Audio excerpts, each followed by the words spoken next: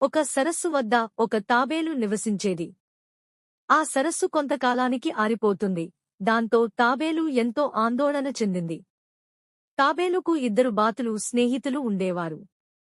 తాబేలు ఎండిపోతున్న సరస్సు గురించి ఆలోచిస్తూ ఉండగా బాతులు దానిని చూశారు.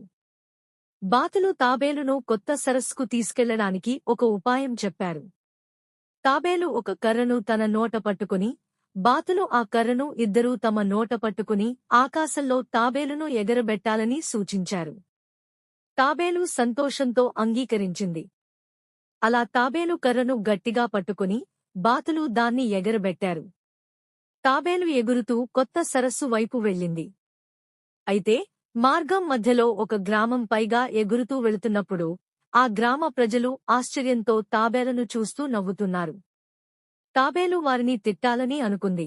కాని అది నోట కర్రను వదలడం వల్ల ఆకాశం నుండి కింద పడిపోయింది. తాబేలు నేలపై పడిపోయి తీవ్రంగా గాయపడింది. బాతులు దాని దగ్గరకు వచ్చి విచారంతో చూశాయి. తాబేలు తన తప్పు గ్రహించి తన మౌనాన్ని పాటించకపోవడం వల్ల జరిగిన అనర్థాన్ని పశ్చాత్తాపపడింది.